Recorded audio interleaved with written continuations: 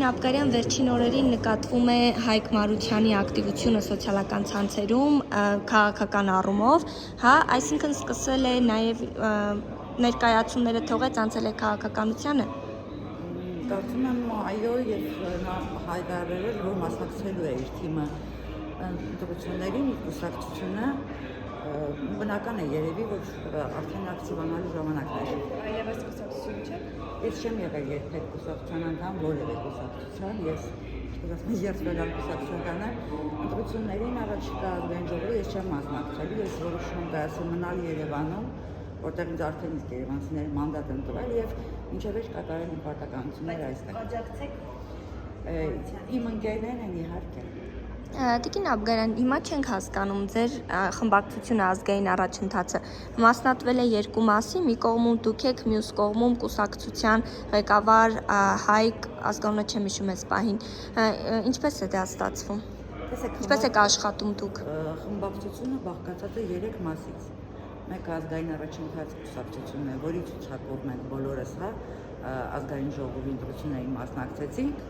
երկրորդ կուսակցությունը դա Հայկ Մարությանի նորաստեղծ Հայկ նոր ուժն է, եւ երրորդ մասը դա մեր խմբակցության կանայք են, որոնք անկուսակցական են, հա, այնպես որ հիմնականում կարելի է ասել Հայկ Մարությանի թիմը միշտ կայացնում է իր խմբակցության նիստերը եւ դա մեծամասնությունն է, այսինքն կվորմի հարց չի լինում, կայանում են խմբակցության նիստեր, քննարկումներ եւ ընդունվում են որոշումներ։ Մյուս մասը, քանի որ հայտարարել էր, որ չի մասնակցելու եւ չի ընդունելու այդ որոշումը, դա իրենց իրավունքն է եւ նրանք չեն մասնակցում եւ տեսնում եք ինքնուրույն են բարում։ Բայց գիտեք մասնակցված աշխատելը ընդհանուր հայտարարի նույն կոմպրոմիսի գալը հանդերձ է, թե դժվարություններ առաջանալու են։ Ես չէի ասի, որովհետեւ Երևանի քաղաքապետարանի օրակարգի հարցերը հիմնականում այնպիսին են, որ եթե դու ընդդիմադիր ես, ցանկացած ընդդիմադիր այդ բանի դեմ է լինում կամ կողմ եւ մեծամասամբ ինչ-որ քաղաքական հարցեր պետք է լինեն, որ տեղի ունենա արդեն խնդիր։ Տիկին Աբգարյան, բայց ակնհայտ է, որ շատ առանցքային հարցերում դուք ունեք տարբեր դիրքորոշումներ եւ երբ օրինակ ավականու նիստերի դահլիճից հնչում է ազգային առաջընթաց խմբակցության տեսակետը, դա մեկ մարդու տեսակետ է, երկու մարդու, թե ողջ խմբակցության։ Դե եթե սովորաբար, եթե երբ խմբակցության անունից են վերցնում, խոսքը գնում է խմբակցության անունից ելույթների մասին։ Միևնույն ժամանակ երբ գրանցվում են յուրաքանչյուր ավականու անդամը իր անունից է ելույթ ունենում, դա խմբակցության անունից ելույթ չէ։ Դրա համար գոյություն ունի խմբակցության անունից ելույթ, որի իրավունքը վերցնելու ունի միայն խմբակցության նախագահը եւ ավականու ցանկացած անդամ, խմբակցության ցանկացած անդամ նաեւ այո իրավունք ունի ունենալ իր կարծիքը եւ վերջով ժողովրդավարությունը հենց այդ մասին է, որ որևէ ավականու անդամ պարտավոր չի 100%-ով կիսել իր խմբակցության բոլոր կարծիքները բոլոր հարցերի շուրջ։ Իսկ վերադառնալով Հայկ Մարությանին, դուք տեղյակ եք, ինքը միայնակ է մասնակցել ընտրություններին, թե միգուցե ինչ-որ ուժի հետ միասին լինել։ Ես չեմ կարող 100% ասել, որքանով ես եմ տեղյակ, նա մտադիր էր ամեն դեպքում միայնակ մասնակցել իր կուսակցության, բայց կարծում եմ շուտով ավելի բարձ կլինի, երբ արդեն կգան ընտրացուցակների հարցը եւ այլն, կարծում եմ բոլոր հարցերը բարձ կլինեն հանրության համար։ Առաջիկայում համագումար է անելու։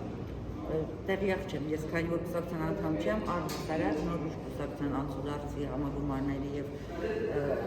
նման հարցերի շուրջ ես տեղեկացվածություն չունեմ ընդհանրապես։ Տիկին Աբգարյան, բայց դու դա ճիշտ եք համարում, որ ակտիվ ներկայացումներ էր բեմադրում Մարությանը, հիմա այսպես ասած ստոպ տվեց, անցավ քաղաքականությանը, դա նորմալ պրակտիկա է։ Դե եթե դա իր ոճն է, յուրաքանչյուր քաղաքական գործիչ ունի աշխատանքի իր ոճը։ Քաղաքական գործիչներ կան, որ ամբողջ ընթացքում ինչ-որ բան խոսում են, գործիչներ կան, որոնք գտնում են, որ պետք է ավելի քիչ խոսել, բայց ավելի դիպուկ եւ ավելի պատեհ ժամանակ։ Ամեն դեպքում դա իր որոշումն է, դա իր ոճն է, ես այստեղ ոչինչ չեմ կարող ասել։ Եվ քիչ առաջ նիստին Տիգրան Ավինյանը անդրադարձ կատարեց նաև Հայկ Մարությանին կառուցապատումների թեմայով, հա ասաց, որ այդ կառուցապատումների մի մասն էլ հենց Հայկ Մարությանի պաշտոնավարման օրոք են տրվել։ Ճիշտ է ասում, եւ ես եմ եղել իմ քայլում, ի տարբերություն այսօր Հայկ Մարությանի կառուցապատումը հիշող ԿՊԱ-ականների, ես եմ եղել ավականու անդամը, որ հենց իմ քայլում լինելով դեմ էի այդ կառուցապատման տեմպերին, բայց ես շատ լավ հիշում եմ ինչու դա եղավ։ Դա եղավ այն պատճառով, որտեղ վարչապետը հայտարարեց, որ Երևանում շինարարական բում է ուզում եւ հայտարարեց ինձ կառավարության նիստի ժամանակ, ուստի հրահանգ էր իջեցված, որ երկրի տնտեսությունը աշխուժացնելու համար պետք է կառուցապատման եւ շինթույլտվությունների հարցը ավելի մեղմ մոտեցում ցուցաբերել եւ տալ։ Մինչ այդ, եթե հիշում եք, բոլոր կառուցապատողները դժգոհում էին Արտուր Մեշյանից, ասում էին, որ չեն տալիս, քաղաքապետարանը քննեցնում է գործը, սա է եղել իրականությունը։ Բայց էական չէ, թե ինչ նորմատիվներ կխախտվեն այդ ընթացքում։ Բոլոր նորմատիվների առումով բնականաբար թղթավանությունը անցել է գլխավոր ճարտարապետ, նույն երբ խոսում են այգու միջի շենք եւ այլն, այդտեղ ես շատ լավ տեղյակ եմ այդ շենքի հարցից, եւ գիտեմ ինչպես են ճարտարապետները, խորհուրդը մեծ է, շատ մեծ խորհուրդ է, խորհրդի նաեւ մասնակցում էին դեպ ավականու անդամներ, նախկինում այդպես էր, այսինքն ամբողջ քննարկումներին մենք հնարավորություն ենք ունեցել ներկա լինելու եւ տեսնելու ինչպես է այդ մեծ թվով խումբը քվեարկում, ընդունում, որոշում եւ ինչ հիմնավորումներ է բերում։ Շնորհակալ ենք։